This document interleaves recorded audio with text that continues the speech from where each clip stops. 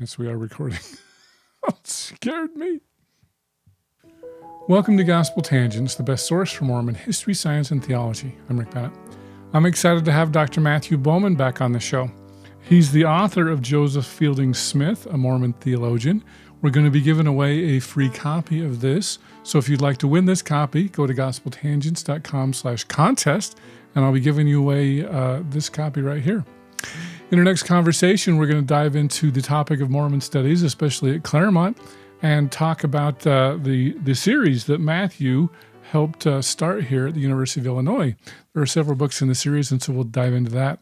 We'll also talk about Joseph Fielding Smith. Did you know he was a grandson of Hyrum Smith? So you won't want to miss this conversation. Check it out. Welcome to Gospel Tangents. I'm excited to have one of the deans of Mormon Studies here. Could you go ahead and tell us who you are and where you're the dean? Oh, heavens, that is kind of you. I don't feel old enough to be a dean, but I'll take it, I suppose. I'm Matthew Bowman. I'm the Howard W. Hunter Chair of Mormon Studies at Claremont Graduate University in Claremont, California. All right. Well, great. Well, Matthew, this is the second time you've been on the show. First time we've been doing it long distance. But tell us a little bit about your academic history, and then if you can kind of dive into how did the graduate studies program at Claremont get started? Oh, those are both good questions. So I got my PhD at Georgetown University, where I studied religion in North America, especially the history of Christianity. My dissertation was actually on nothing to do with the Latter-day Saint tradition. My dissertation was about Protestant fundamentalism and the emergence of Protestant fundamentalism in early 20th century United States. I then, though, right after I graduated, I wrote this book called The Mormon People, The Making of an American Faith, which is kind of a popular history of the church intended for a popular audience for Random House. And that got me very involved in Mormon history and the Mormon history world. I've been in and out of it since then. I've done a few other projects focusing on Mormon history, including this one, but I've also written on other stuff as well. I wrote a book called Christian, the Politics of a Word, which is about the political fights over the meaning of Christianity in American politics. And then right before I published the Joseph Fielding Smith book, I wrote a book about alien abduction in the 1960s, which is a topic I'm actually still really interested in, and I'm doing more work on that now. Are UFOs real? We just had the Defense Department say they are. Oh, they're absolutely real. The question is what they are. There's definitely strange things in the sky, but whether or not those are extraterrestrials or not is an entirely other question. But yeah, in 2019, I got this position here. Your audience probably knows there are a few Mormon Studies chairs across the country. There's one at Utah State University. There is one at the Graduate Theological Union, which is a school of theology up in Berkeley.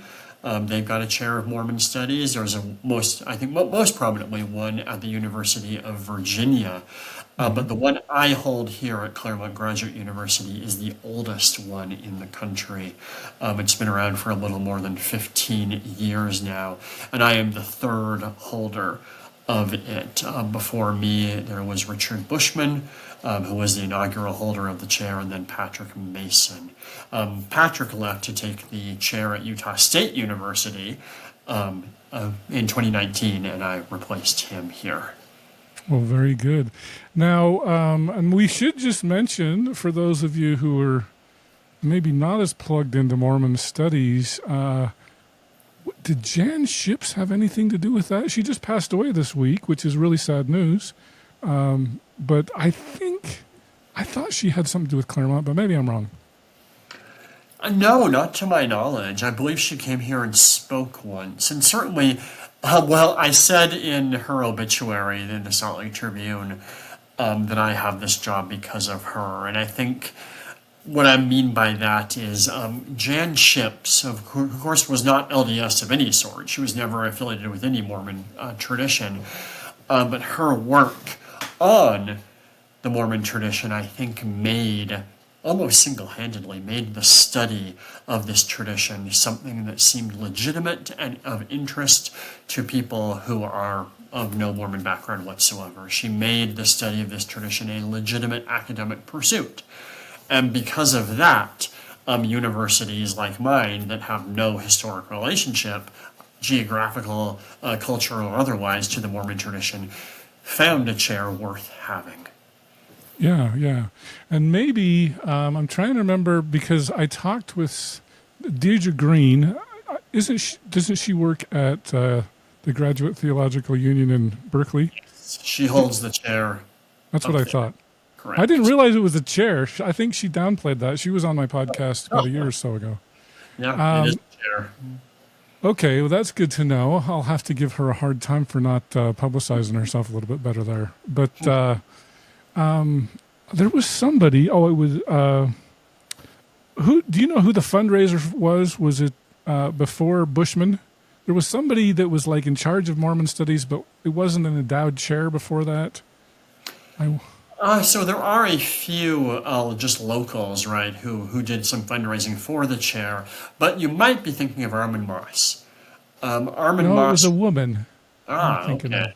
It was probably. So you may be thinking of Ann Taves. Ann Taves, that's who it was. Okay. Ann Taves was a professor here before the chair was established, who has gotten interested in Mormonism and has written somewhat about it. But she taught American religious history here at CGU. Okay, and she doesn't have an LDS background either. Correct. Yeah, and then Armand Moss he was fundraising for that. He's passed away. It's been a few years. Yes, Armand Moss retired to this area and into the Claremont area, and so he did occasionally teach a class here at CGU and was involved in the development for the chair as well. Oh, great. Well, awesome. Well, I just wanted to let people know. I didn't realize, as Keith Jackson would say, you were the granddaddy of them all when it comes to Mormon studies. Well, not me personally, but certainly maybe the chair. Yeah, the university. Well, fantastic. Well, we're going to dive into your amazing book here, Joseph Fielding Smith, a Mormon theologian. This is one of a series of books. Can you talk about your involvement with that, with the series first before we dive into the book? Yes, the series, which is called Introductions to Mormon Thought, was the brainchild of myself and Joseph Spencer, who is a professor of ancient scripture at Brigham Young University. We were having lunch one day and began talking about, Mormon intellectual history, right, which is a field that we felt could use some further development and further growth, and thought that a nice way to spur that might be introductory volumes to important Mormon thinkers. Now, what we mean by that is a pretty broad concept. There are some books coming out in the series later on artists. We have a book that has been completed on C.C.A. Christensen, who was a very prominent 19th and early 20th century painter. There is also a book in the works on Minerva Teichert. So people like that, in addition to more kind of traditional intellectuals like Joseph Fielding Smith. So we're casting a wide net. But we want these books to be short. We want them to be accessible. We want them also to really grapple with how this person, whoever it might be, contributed to how members of the Mormon tradition thought about themselves. What did it mean to be a Mormon? What was it to be a Mormon? So there have been, half a dozen or so of these books published with the University of Illinois. They're hosting the series, but Joe and I are editing it. So we have the kind of a privilege of editing each other. His book on Hugh Nibley has just been completed. And will be out in the next year or two. I'm glad to hear that. I'll have to have Joe on again. Yeah, so it'll be, I think, very good. Everything he writes is interesting. So that was the target, right? And when we sat down that first day, when we were talking about what this series might look like, we listed a few people we hoped would be in the series, a few figures that we thought would be significant to it. And Joseph Fielding Smith was one of those. So I agreed to write the volume about him. Well, and I had Christina Rossetti. I think her name, she got married and changed her last name, but I'm just going to call her Christina Rossetti because I can't remember what her married name is. But she did a book on fundamentalist Mormonism, Joseph Musser. Can you talk about? I mean, was there any problems with that? Mormons, we like to be like, oh, we don't do polygamy anymore. We're staying away. No, no, I mean, one of the reasons we're using the term Mormon, right, is that casts a broad net, an intentionally broad net. When I say Mormon tradition, what I mean by that is all of the various denominations and movements that claim ancestry in the work of Joseph Smith. And that includes, Mormon fundamentalists as well as what's today called Community of Christ. And we're hoping to get, and we're in talks actually to get a volume or two on figures from the Community of Christ into this series as well.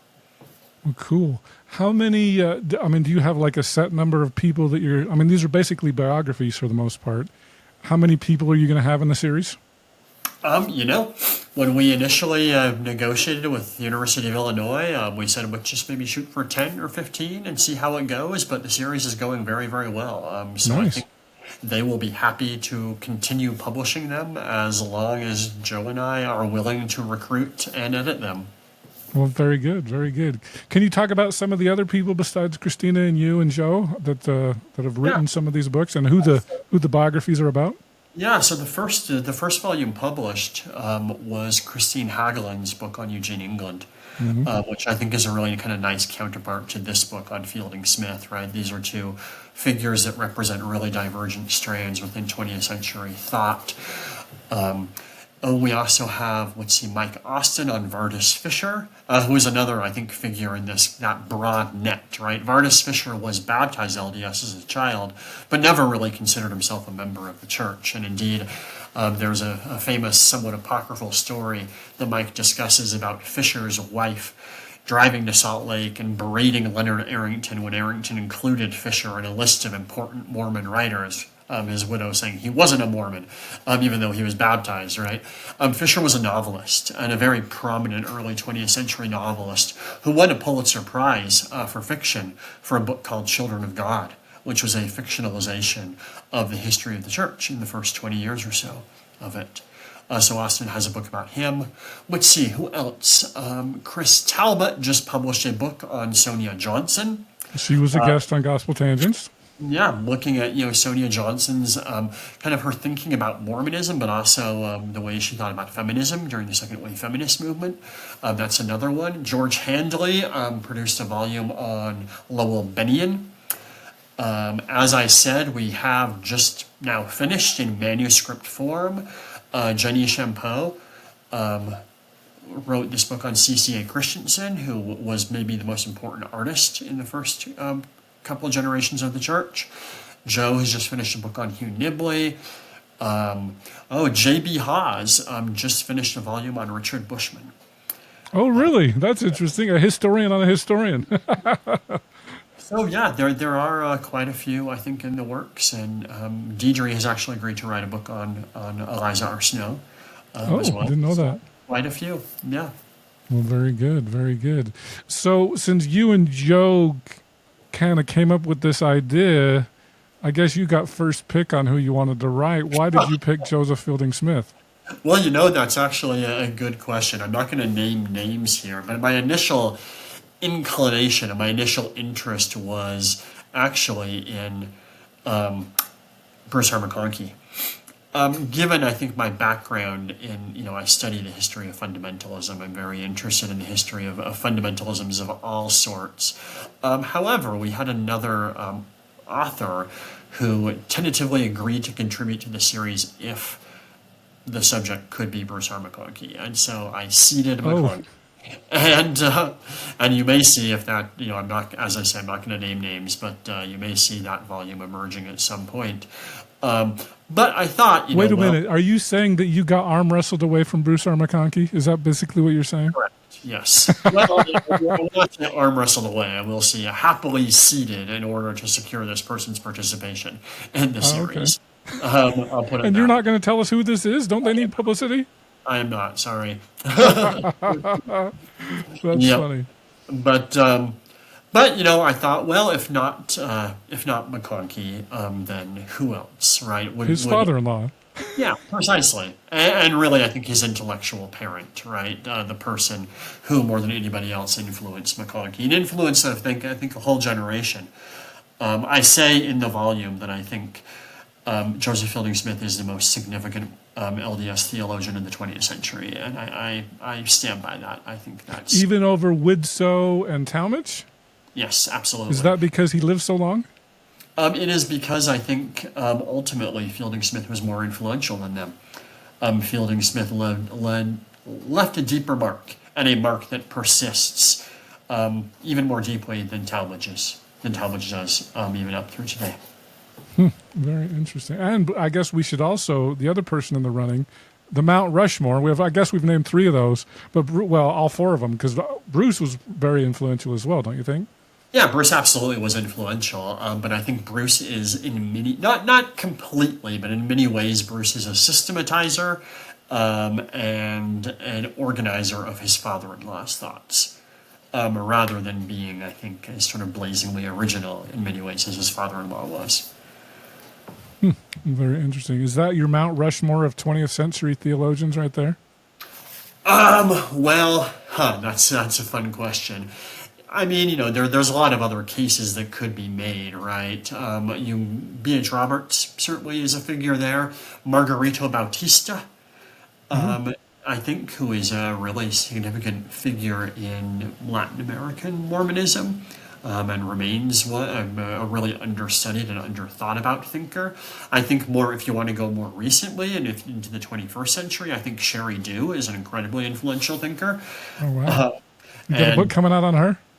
We're hoping so. Really? That would be awesome. Well, we'll see. We'll see if that happens. But I think that she certainly deserves one. She's a really significant thinker as well. Laverne Parmley, who ran the primary with an iron hand for 20 years in the mid-20th century and more or less, I think, synthesized... That's not the name I'm familiar with. Yeah, well, she more or less synthesized how contemporary LDS folks think about reverence and injected reverence into contemporary Latter-day Saint thought. So there's a lot of figures, I think, beyond the sort of standards who are those you just named. Well, and I think, two things. Number one, I'm not sure that the primary is the most reverent place, but they try hard. They absolutely tried hard. And B.H. Robert, I guess he's kind of a 19th and 20th century. He kind of crossed both of those. I would throw him in the 19th century personally, but it's interesting you put him in 20th. He and Talmage died in the same year. They did? I didn't realize they both died in 1933. So if you're counting one as 19th century, you may want to count the other one too, and vice versa. Okay. Interesting. Yep. Well, so one of the things that I thought was really interesting, and I probably should have known this. In fact, I think I had either just read or was in the middle of reading it. I went down to a fundamentalist church in Arizona, and I said, and they made fun of me for saying this, but I said, I didn't realize that Joseph Fielding Smith was the grandson of Hyrum Smith. And they were like, how did you not know that? I'm like, I don't know. I didn't think about it. So let's talk about him being the grandson of Hyrum and kind of his growing up years and that sort of thing. Yeah, absolutely. I think, that's a very significant fact about him, right? Because, oh boy, if you think about him, one of the most significant facts that he believed about himself was that he was a Smith. That was incredibly important to him. It shaped, I think, not only how he thought about his job, his task, but also a responsibility. Being a Smith to him was an obligation. It was a burden as much as it was a point of privilege. He felt like it was his duty and his responsibility to carry the family work forward. And also, I think, and this is why it's significant, I think he is not just Hyrum Smith's grandson, but Joseph F. Smith's son. Mm-hmm. His memory of those two people, I think, left him with a sense of defensiveness, a sense that the world was a hostile place. Of course, his father, Joseph F. Smith, saw his own father's corpse. His own father's bullet-ridden corpse, his uncle's bullet-ridden corpse in the front room of their house in Nauvoo in 1844 when he was only 6 years old, 5 or 6 years old. And he would tell Joseph Fielding Smith about that. And then, I opened the book, of course, with this terrible memory that Fielding Smith had of the day, the Christmas that he was 8 years old, a few days before Christmas, his father gathered together the entire family and said, "I have to leave." He had to leave because federal marshals were hunting down polygamists, and Joseph F. Smith was trying to avoid prison. But he left his son and left him for years. It was years before Fielding Smith saw his father again.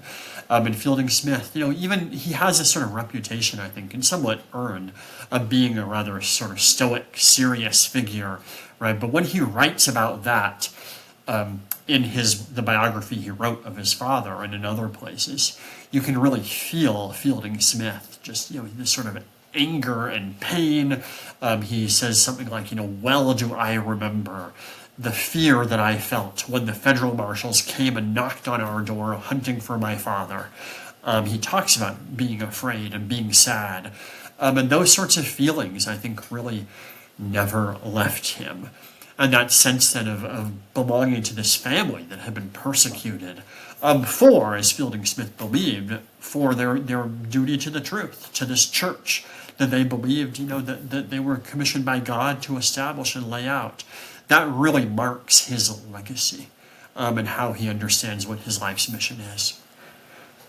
Very good. Yeah, I wonder, the church has really grown up, especially in the 20th century, with kind of a circle the wagons mentality. Can we trace that defensiveness directly to, I don't know if Joseph F. or Joseph Fielding Smith? And it's funny, we don't call him Joseph Fielding Smith Jr. It's it's F versus Fielding to distinguish the two. But do you think that contributed to the kind of the circle the wagons mentality within the church? Yeah, certainly. And I think Fielding Smith does as much as anybody to sort of foster that. Now, we spoke a bit earlier, right, about folks like Whitsoe and Roberts. And their intellectual mission, I think, what they understood their mission to be was in part to bring the church and to bring Mormonism more broadly into dialogue with the outside world, right, to explain their faith in such a way that other folks might find it attractive and interesting and serious, right? This is what Whitsoe is trying to do in his famous book, Joseph Smith as Scientist, right? He's trying to say to scientists, look, this religion that I have echoes and repeats and promotes all of your ideas. Fielding Smith didn't buy that at all, right? Fielding Smith saw the outside world as threatening. As a dangerous place, as a place that was always, he thought, trying to destroy the truth, and to subvert the truth, and to wreck it. So yeah, he perceives his job to be defending the church against the outside world. And as he begins, I think, to spread those ideas among people who are reading him and following him, that becomes more and more and more, in some ways, the mentality of the church in total. This is a project, I think, that we might often attribute to the 60s and 70s, right? And certainly you see in the 60s and 70s a lot of revulsion among high church leaders against the sexual revolution and the counterculture and all of that sort of stuff. And you get restrictions being put in place at BYU about dress codes and stuff like that. But certainly I think this begins earlier. It begins in the 1950s and 1940s, and even as early as the 1930s, when Fielding Smith begins to attack people who promote the theory of evolution, which he thinks is detrimental to faith and destructive of faith. And then in the 40s and 50s, as he is not simply promoting those ideas, but translating those ideas into policy in the church's publications office and eventually at BYU. I hope you enjoyed our conversation with Dr. Matthew Bowman, author of Joseph Fielding Smith, a Mormon theologian. Sign up to gospeltangents.com/contest and you could win this book right here. In our next conversation, we're going to talk about Joseph Fielding Smith's fight against evolution, as well as hiding the 1832 First Vision account. And Fielding Smith denounces this idea of a very old earth and of pre-Adamites. And he says, even among general authorities, there are some people who somehow can believe this. In response to that, James Talmage gives a talk called The Earth and Man, in which Talmage endorses the idea that the Earth might actually be far older than just 6,000 years. So there is some kind of public sniping happening here as well. And eventually, both Roberts and Fielding Smith give presentations to the Quorum of the 12 and the First Presidency, in which they're both kind of defending their ideas. Thanks for listening, and I hope you to continue to enjoy Gospel Tangents. Consider becoming a Patreon or go to gospeltangents.com/shop, and you can get a cool tie, a hat, or even a nice mug. You can also get a sweatshirt. So check it out at gospeltangents.com/shop.